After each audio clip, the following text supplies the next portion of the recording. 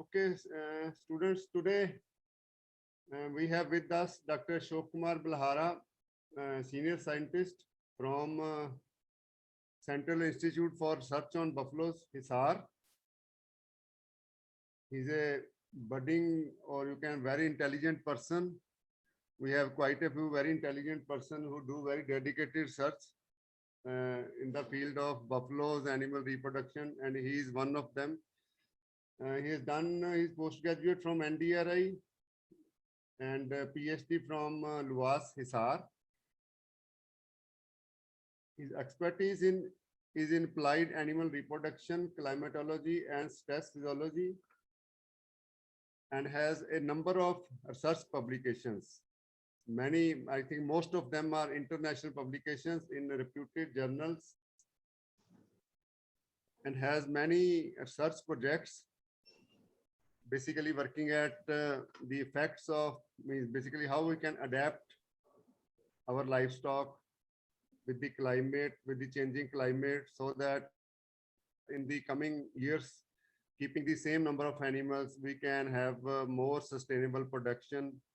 Because although India is first in milk production, the thing is the milk produced per animal is not as per the global levels.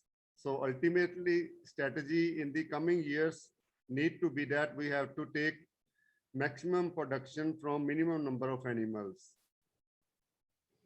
Ultimately, that will be sustainable for environment and will help in protection of the environment.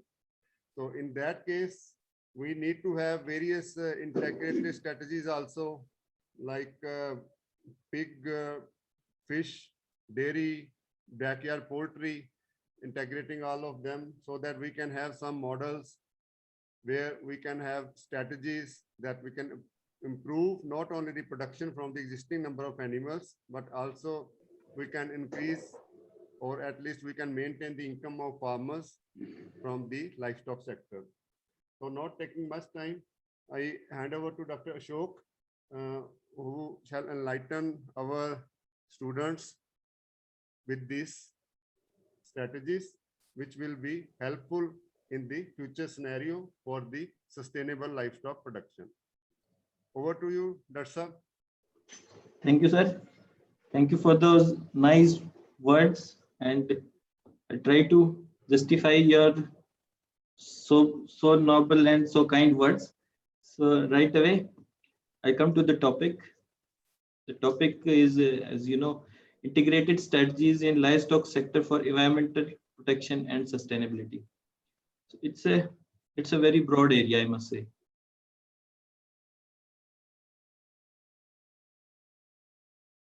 And as you hear the word sustainability, so the first question that comes in everybody's mind is what sustainability actually is.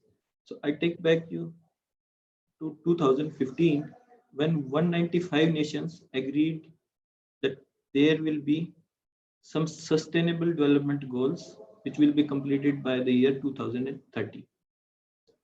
These 17 development goals, they cover almost everything that can make life comfortable, and that can help in restructuring and maintaining this Mother Earth.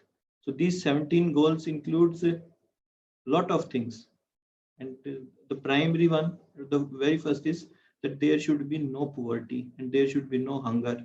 Everybody should be educated, everybody should be healthy, gender equality, and so on.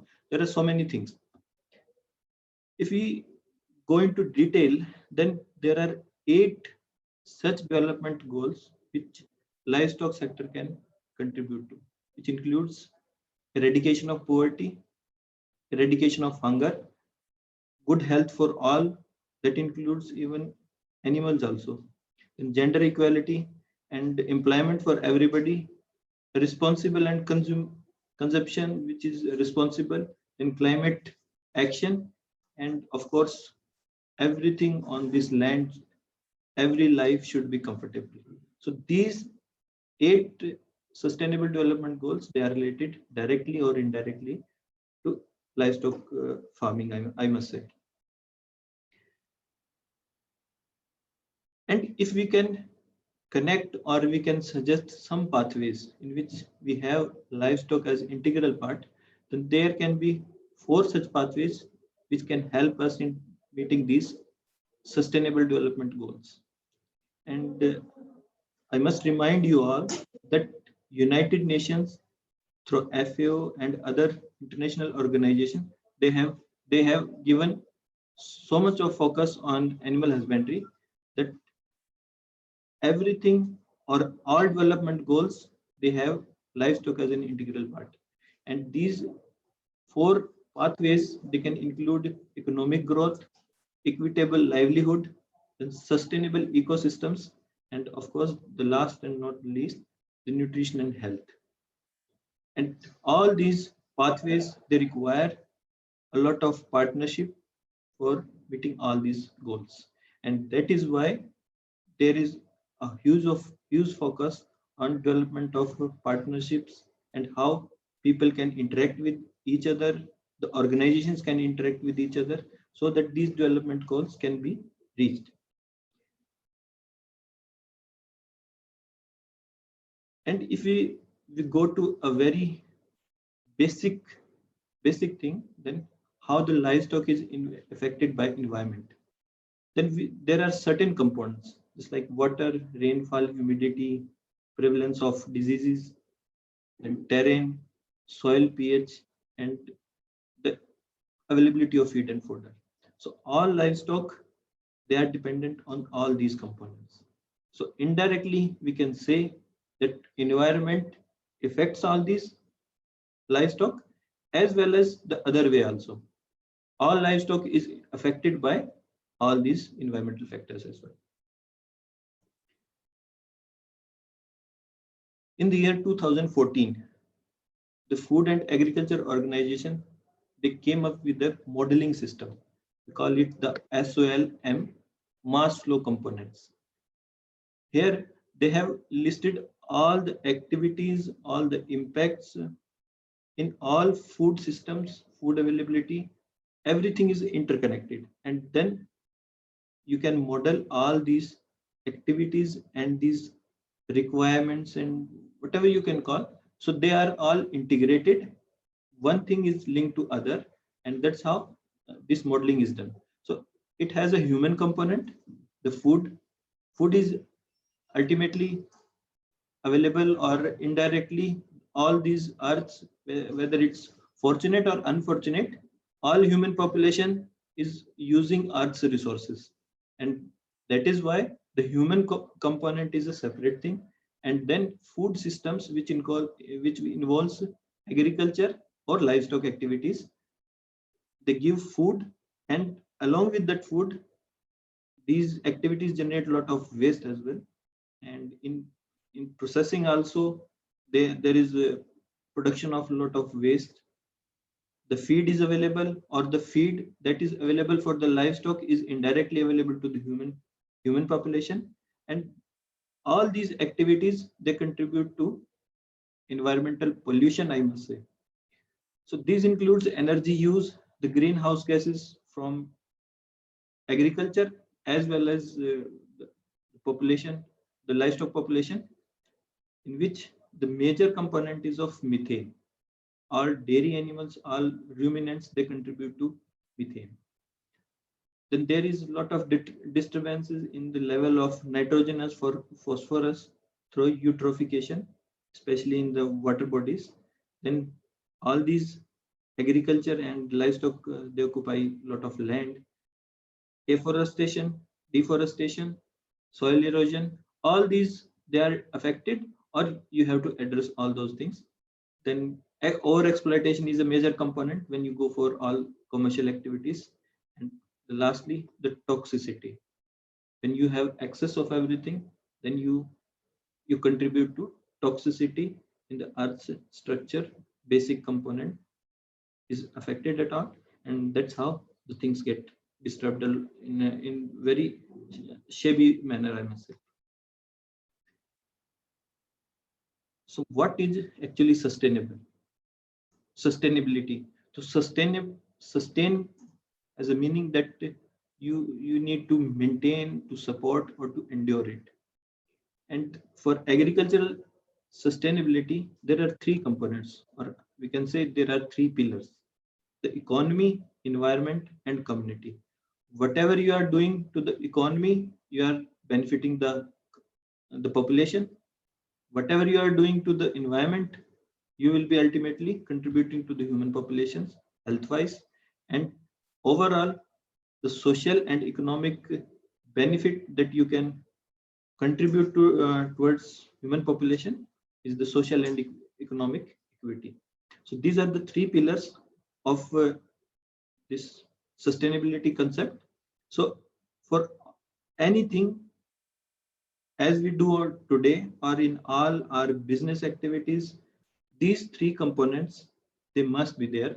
Or for any system, you can have, there can be different implications, but the core or the basic component is the economy, how you are going to affect the environment, and what the community is going to benefit from that activity. So when we talk about sustainability, the first thing that all veterinarians or all scientists from a livestock is then that is stress. We can pick any sort of stress. Here I have listed some of the key components of heat stress. So when we talk of stress, or I must say heat stress, then it is the balance in heat gain and loss over 24 hours. If we talk about any full-blown cow or a full-blown buffalo, then we must remember that the fermentation process that is occurring in the rumen, all adult buffaloes or cow, each buffalo or each cow, they will be contributing something around 1000 watts of electricity, 1000 watts of heat power they are always producing. So they have a lot of heat in them, and which they need to dissipate to the environment. And when you give the animal more of a stress, whether it's environmental stress or stress in other forms, then the first thing that occurs is there is increase in respiration rate. Along with the respiration rate increase, more of carbon dioxide is exhaled, and which reduces the rumen pH. Ultimately, you get acidosis. Simultaneously, when the animal suffers from heat stress, there is lessening of chewing and salivation. That less of saliva reaches to rumen, then gut motility declines, and ultimately there is decline in milk fat. So this way you get the production losses. And when the animal respires or there is a lot of sweating, panting, then water and electrolyte loss occurs. We must remember that stress is cumulative. If your animal has suffered stress at one point, it is possible that it will be carried out for the next 4 years, 4 to 5 days. So stress is cumulative, and if the stress, you are exposing the animal to a small amount of stress, then it will be carried forward, and it can accumulate, and it will ultimately lead to further losses. And when we talk about stress only, then dry matter intake can be reduced up to 20%, and that can reduce to then can lead to a lot of production losses. And we must remember that every 10-degree rise in daily high temperature will lead to 0.1% drop in milk fat.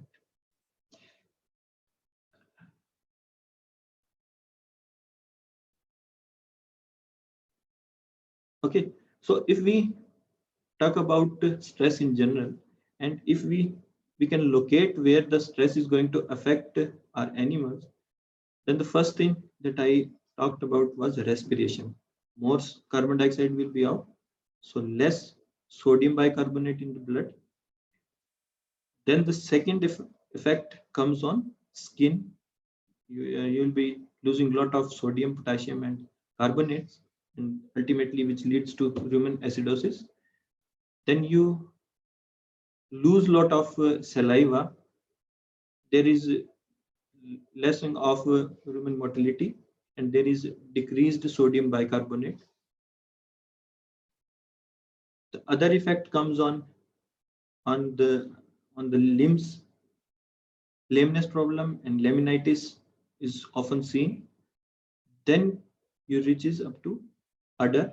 There is decreased milk synthesis, and there are more incidences of mastitis. Then your urinary and digestive system will be affected, and ultimately it is the fertility loss that occurs. So we must remember that when we talk about heat stress, then we must remember that a full-blown cow, it produces up to 2 kg of sodium bicarbonate through its tissues, through its salivary gland, through its inbuilt mechanism. It can produce up to 2 kg of sodium bicarbonate. So that is why it is always advised that if your animal is a high producer, it is giving more than 15 kg of milk in buffaloes, or 30 kg or 20 kg in cows, then you must give some sort of sodium carbonate in any form, whatever is available. And another thing is, when you have seen the sequence of these, at 7 number is fertility. So if your animal is suffering fertility because of some sort of stress, let us consider it as heat stress. So it is at number 7. So when you are going to correct it, then you need to correct 1, 2, 3, 4, 5, 6 before you can actually correct fertility. So we must remember that if your animals are affected because of stress, then you need to address each and everything, and at the earliest. The early you can recognize the stress, then the better are the chances that you can overcome that stress and your animals will be healthy.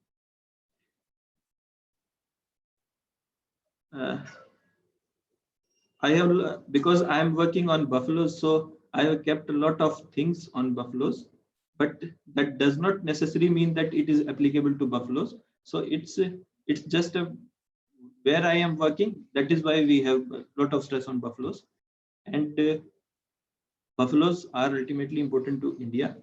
They contribute a lot to our economy, and the buffaloes, they are most important in India. We have around 54% of the world buffaloes, and buffalo is the species which has contributed maximum to our milk sustainability. For the last almost 3 decades, India is self-sufficient in milk because of buffaloes. And in last livestock census, buffalo population has in many states declined. But that is not a true picture. The true picture is most of the animals that are with farmers now, they are producers. Most of the population that has declined is of non-productive or the spent animals, and that is a good thing. And another good thing is that we have not lost our milk production. In fact, that has increased. So we are producing more milk from lesser number of buffaloes, and that is a positive thing to happen in the recent times, and that is actually happening in a better way in coming times. And Gadwasu, Luas, or our institute, all these are working in that direction only. And the veterinarians, you all are budding veterinarians, you have a lot of responsibility in this. And we must remember that buffalo production system in India is sustainable. And why I'm saying is because it has a lot of advantages, and that's what it makes the buffalo production system sustainable. The buffaloes, they are better feed conversion efficient animals. So when we talk about feed conversion efficiency, so in layman terms, if I am offering some 100 kg of feed, fodder, and concentrate to a buffalo and same amount to a cow, then the amount of produce milk we can consider the milk that I'm getting from a buffalo or a cow. It is better efficient in case of buffaloes. That's why we say the buffaloes are more feed conversion efficient. And nowadays the people all around the world, they are feeling that whatever we are producing from animal after offering the inputs, that is more important, and it is not important how much your animal is giving. So we must evaluate all our animals in terms of feed conversion efficiency. The buffaloes, they can sustain on poor quality feed and forages. They have higher fat percentage, and therefore you get higher economic returns. The buffaloes have higher SNF, higher sugar, higher protein, calcium, and vitamins. All these make the buffalo milk more nutritive. And in case of buffaloes, you have no problem, no religious sentiments are there, so you can process your spent and non-productive buffaloes. You have a meat industry to support that, and most of the meat that is produced in India is not consumed here, so you get a lot of foreign earnings. The buffaloes, if you go to the rural India, then you will find that the buffaloes have less fertility related problems.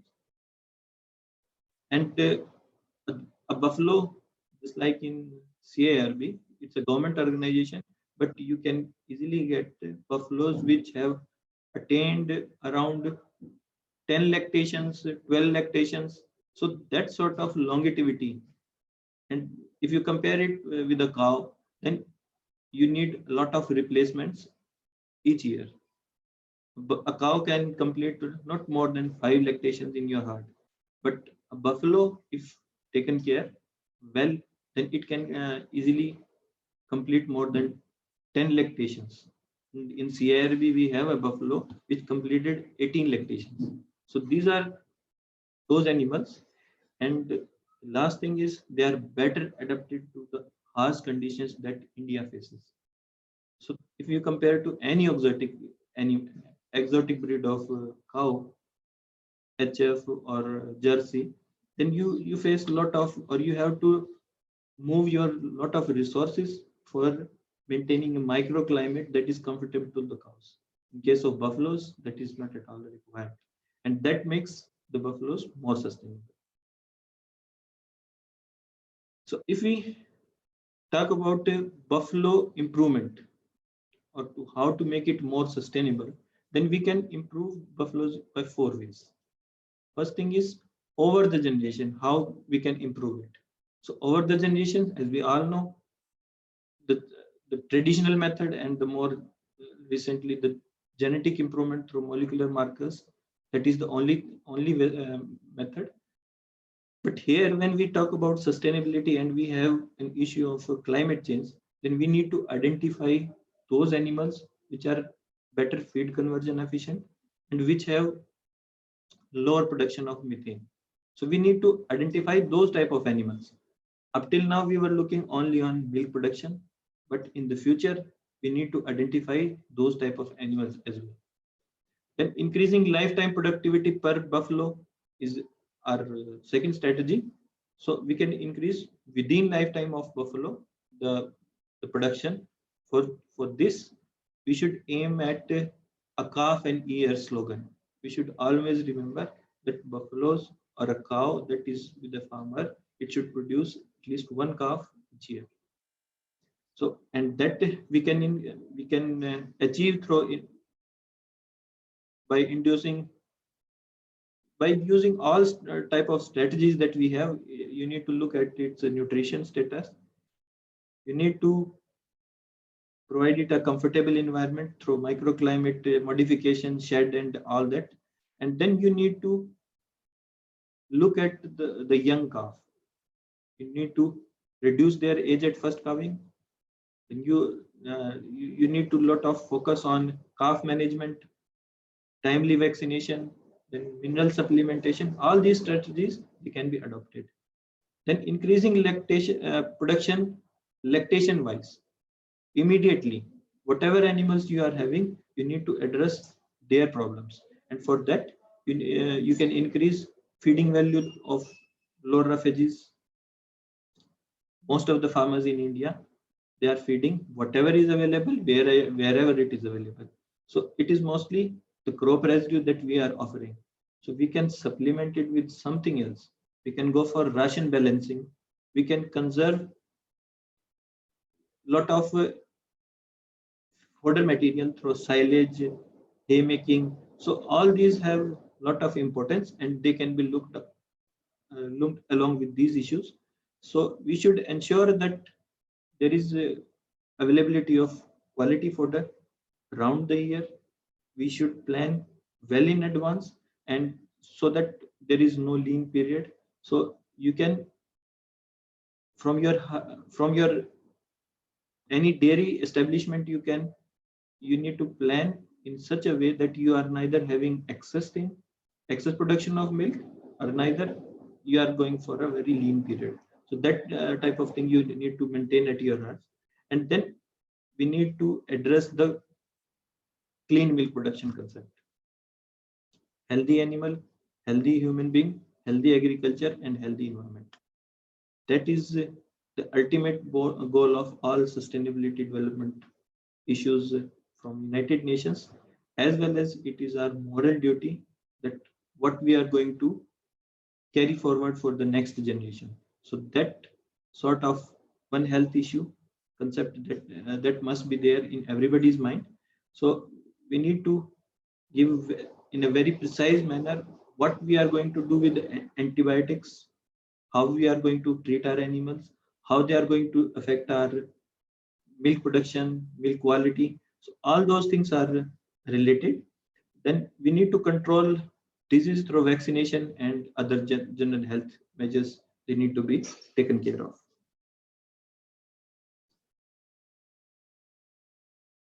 If we look at another perspective, then buffaloes, they do have sustainability concerns in a very big way. And the reason is buffalo production is highly dependent on water resources. And the water availability, it is directly related with climate change and urbanization. And these two things, they are happening in a very rapid manner across the world and especially in developing countries like ours. So we need to address those issues that the very justifiable manner we need to address the water resources issues. Then unscientific and poorly designed buffalo shelters. You can see in all these pictures. We want maximum production from our animals, but we have no focus or no concern for their welfare. All these dairies, which are mostly in peri-urban areas, they are most unhygienic places in the world, and we are offering we are considered these animals just like machines. We'll be offering them fodder, they will be giving us milk. That is not an actual thing that should be done. So we need to address all those things. There are no proper arrangement of sewage. Then whatever excreta from these animals, many times they are diseased animals also. So we are just separating them from this place and we are throwing them in the nearest to water resources or a grassland. So indirectly we are contributing to the pollution. We are spoiling the mother nature, and we are just creating a lot of nuisance in this way. Buffalo production, they are in India, they are most poorly managed establishments. So as I told that we are offering crop residues most of the times, whatever is available, wherever and whenever. We are not bothered what is the quality of that fodder, how the animal is going to digest it or how it is. So we are not giving any thought to those type of things, and that creates a lot of problem for those animals as well as for your production system. We have a lot of problem even today, imbalanced feeding, and which results in low health, low productivity.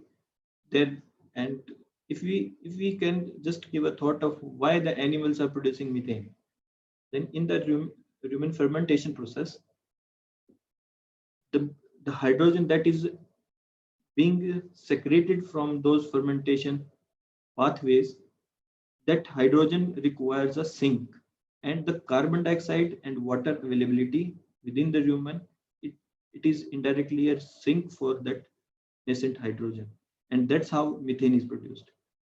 And if we look at why a farmer should be concerned with methane, actually the methane that the animal is producing is a loss of the available energy that could have otherwise been spent on productive processes, and the maximum loss is on growth. So when your animal produces more methane, then you are indirectly losing milk as well as the growth that your calf could have grown at a faster rate. So that type of thing is happening. So if I'm going to the field, or if a veterinarian has to convey the message to a farmer, then he should tell that you feed the animal properly so that it can grow faster. But from a scientist point of view, if I am able to feed the animal in a proper way, that I am going to address up to 20 to 30% that methane problem. Indirectly, if your animal is producing less methane, that means that your fermentation procedures, they are more efficient, and your animal is producing lot of productive energy. So that sort of approach you need to establish with your farmers and with everybody in the society. Then we have a lot of issues with marketing, motivation, or farming. Most of the people, they are doing just because they have nothing to do other things, and that's why they are doing farming or buffalo farming or dairy farming. So they are not having any other issues, that's why they are. So they need to be motivated in this business, as well as they need a lot of marketing incentive from the government. And that there are many times issues with related to inconsistency in productivity, and sometimes you have excess of everything, and sometimes you have nothing of anything. So you need to those issues so that your production is maintained at a sustained level. It can be whatever the farmer or the enterprise is, you can evaluate it and you can maintain your level up to that level. There are a lot of climate change concerns on livestock productivity, and we must remember that there is a combination of temperature and humidity. That temperature, humidity, whenever it is more than 80, then you lose all sort of productivity from your animals. So we must remember that temperature, humidity, and environment, or the stress levels, they affect maximum to your growing animals. And whenever you have an THI of more than 80, then you will be losing at least 5 to 17 days from the productive life of that animal. So at any times, your shed conditions, or the place where you have kept your livestock, it should never go beyond 80. And if you are able to address that issue, then you are giving a comfortable environment to your animals, and they can contribute more towards your production criteria. There are higher incidence of heat.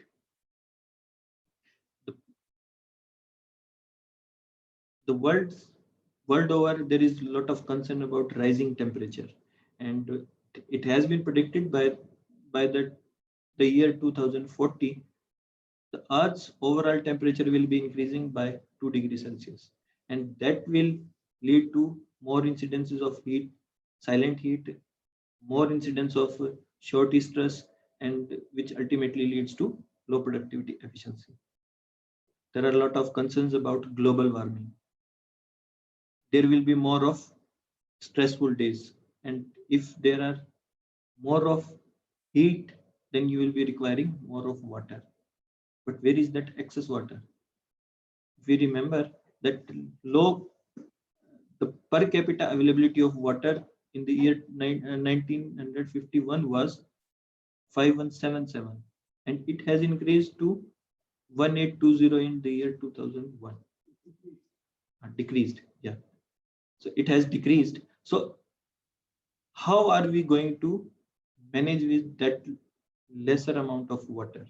So we need to address our priorities, our concerns. We need to address all those things. Then the human population, it's increasing enormously. There is more load on groundwater, and groundwater in Haryana and Punjab states, they are increasing. They are declining at a very fast rate.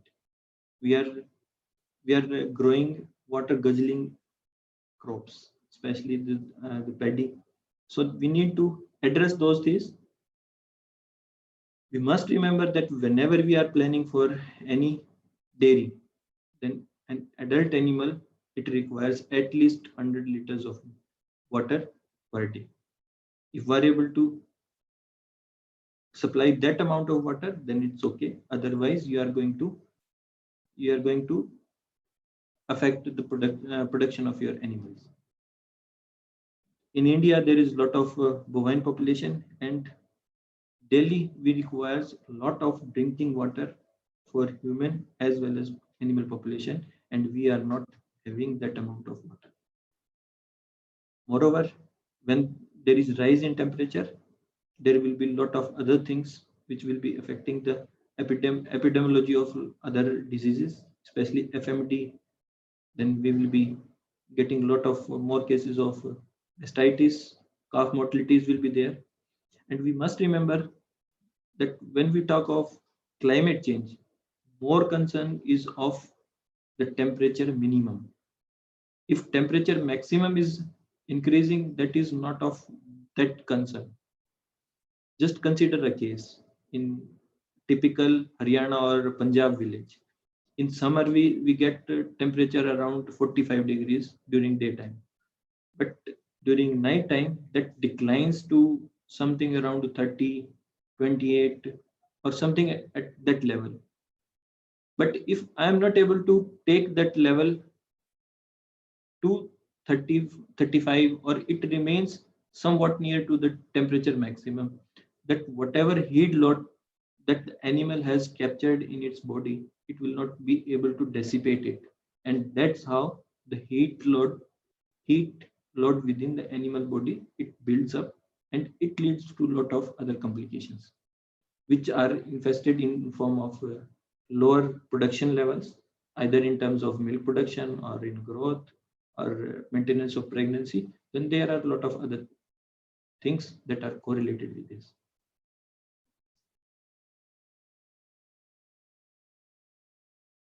So if we plan for our future, then this is a model that has been given by the Indian Space Research Organization, ISRO.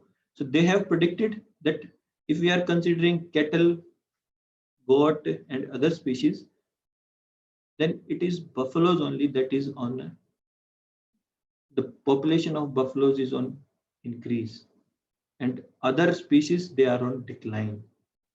And many times, many reports have come, and this theory or this model, it has been proved to be near to truth. So buffaloes population is increasing. That is a positive signs in one way, and I must say that it is not a good sign in another way also.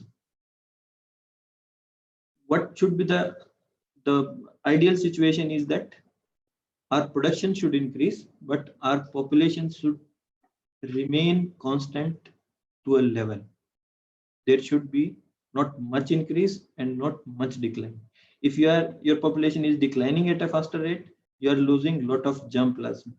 And we can create anything, but we cannot recreate what is lost, especially in terms of genetic material. So we must address those issues that if we are sacrificing our animals, then it should be non-productive and spent animals. And most of the things are going in that direction only. In case of cattle, it is a concern. We are not at all having the true indigenous animals. All has been lost in terms of the crossbreeding programs that were vigorously taken, and now we are not having that type of population in terms of in cows. So we have already lost so much that we have nothing to lose more. I have listed what are the issues, what can be the possible solutions, and what can be the possible outcomes of the activities that we take. So I have listed that there are issues which are climate related, then there are issues which are animal related, and then there are socio-economic issues. So if we talk about climate issues, then we have problem of methane production from our animals, methane from the excreta, that is dung. The environmental stress is there, low water availability, and inconsistent feed and water supply. So you can address these issues with available strategies. It's like ration balancing, dung management, microenvironment manipulation can be done to a large level. Then intercropping, we need to take our agricultural professionals with us so that they can plan for better feed and fodder. Then animal related, if your animal is producing low, you need to go for hormone therapies, then management and better healthcare. For socioeconomics, lot of interest from our policymakers is required. The universities, they can contribute in a very big way through trainings and demonstrations, and all these things they can lead to address to climate change issues, then higher productivity, and ultimately improved livelihood of our communities.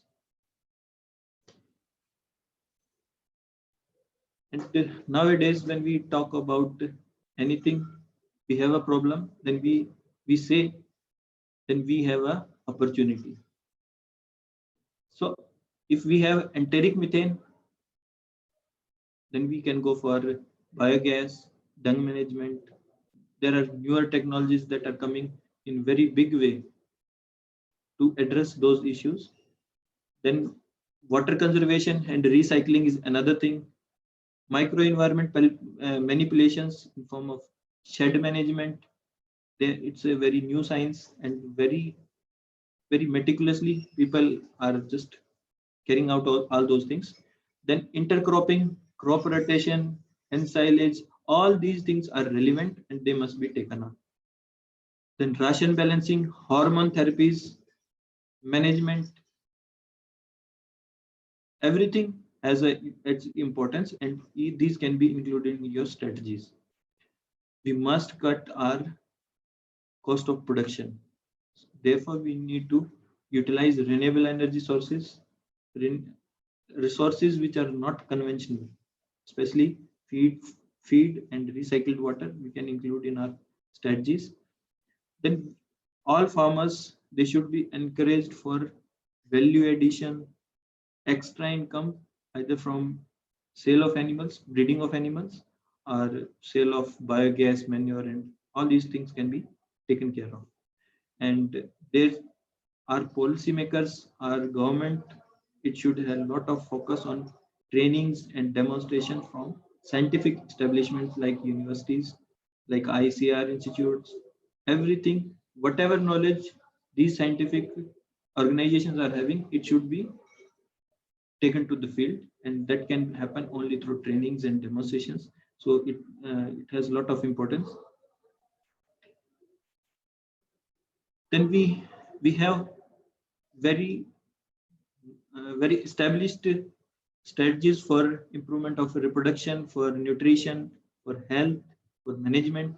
All these things I have just connected in a very nutshell. So all these things can be can be taken care of. And being veterinarian, being you all are students in veterinary science from one of the top universities in India, so you must be knowing all these things, and you must have studied at somewhere in one of your lectures that all these good practices, they are interlinked. And the course of veterinary science and animal husbandry, it was created because it is not that you can treat all everything. So you need to prevent those happenings, and that can be prevented through management. So you need a lot of focus on management aspects of livestock.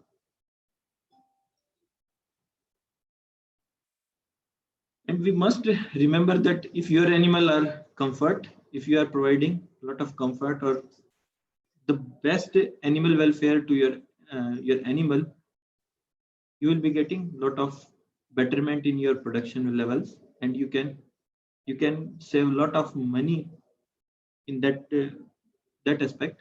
So the primary thing, I'm just listing the 10 keys of animal comforts.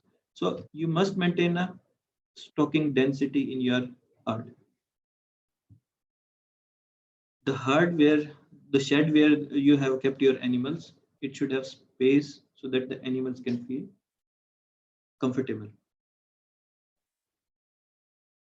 There should be space for feed and fodder. The animal should be allowed for social interactions. It should have a space to lie in dry, clean, and comfortable conditions. And all your animal housing, it should have proper lighting arrangements. There should be a proper loafing area. The floor should be optimum. It should not be very slippery. The air quality, it should be optimum. Good air quality can be through very good ventilation, and there should be a dry and comfortable bedding, and you should have some arrangement for shade for reducing the impact of heat stress or any other environmental calamities that can occur. And then I must say, all the strategies that I have listed, you need to innovate. You need to apply your mind, and you need to make your own arrangement. I've listed some of those innovations with respect to stress. So there are farms where we have all seen that the concrete, the RCC material is there for all those floorings, but there are farms now that have recently come up where you have a certain amount of space where your animal has sand on the floor. There are portable foggers are now are available. So these are cheaper, and you can easily maintain those. And wherever that is required, you can just take it away and just make your animals comfortable. Then there is piped cooling of the bedding. That is also available nowadays. Then you have cooling fans at entrance. A lot of wind is there, so you just place cooling pads. Multi-directional. The single fan you can provide different directions, so you are saving on the electricity, as well as you are meeting your demands also. And this is a shed that was built by one of our farmers just near to Hisar. So that farmer, for 50 animals only, he has built a very, I must say, a climate smart animal shed that farmer has built, and it costed only 3 lakh rupees. And during the same time, at CIRB, we have built a modern shed that we call for 3 crores for 50 animals only. So you can just see the difference, how a farmer is thinking and how he can innovate and he can implement all those things. So we need to think in that direction.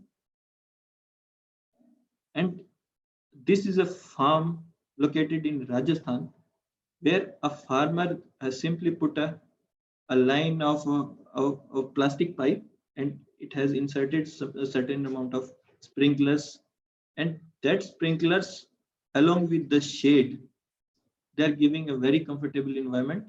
And I'm reminding you that it's in Rajasthan.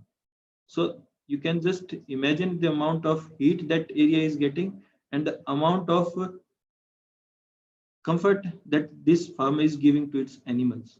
So that type of innovation we need to put in, and the animal welfare and comfortable, it should be our primary concern, and that can be done when if you have certain ideas in your mind and you need to innovate on those ideas. So thank you, and I hope I have completed within one hour that was given to me.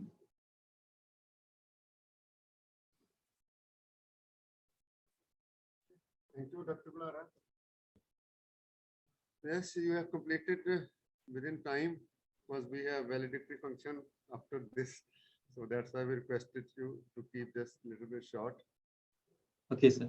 Uh, yeah, you have given very good points. Actually, in Punjab state also, we have a project from the last 3-4 years where Ministry of Environment and Forests, they have given project on climate resilient livestock production system in Punjab, where all Yes, the sir. Agri department and various agencies are involved. And we have worked on this, basically the things which are required for sustainability, like breed germplasm improvement, climate resilient sheds for the farmers. Dairy Development Board has built about 300 sheds in various districts. Then we also are working on Gaushalas, so that because those stray cattle, they are also contributing to climate change. So at least if they can produce something, so that can help.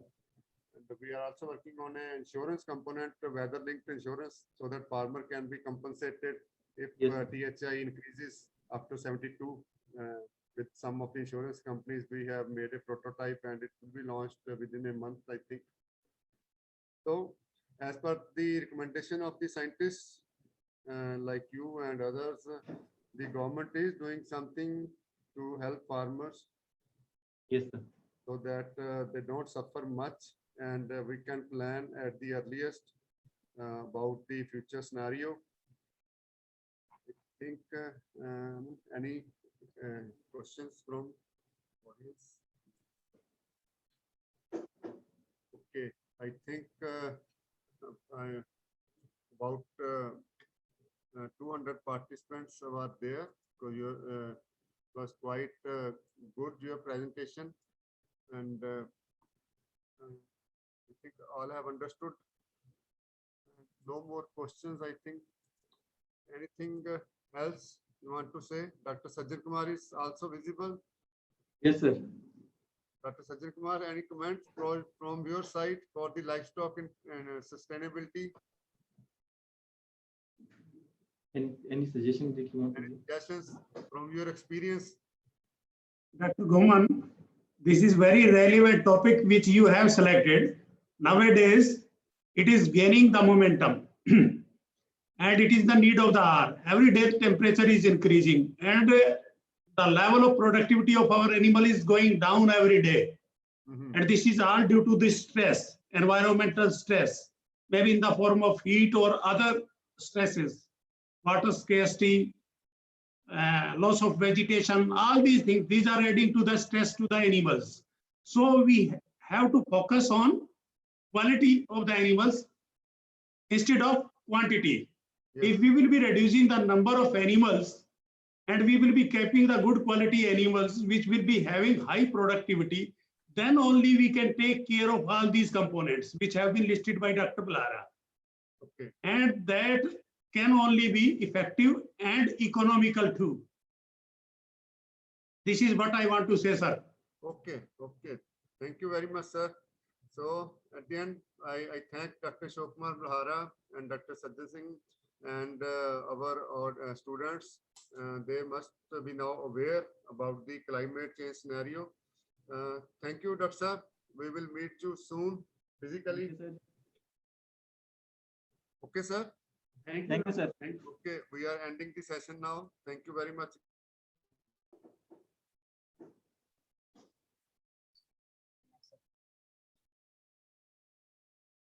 Dear students, we are sharing the feedback link shortly. Please wait for a minute.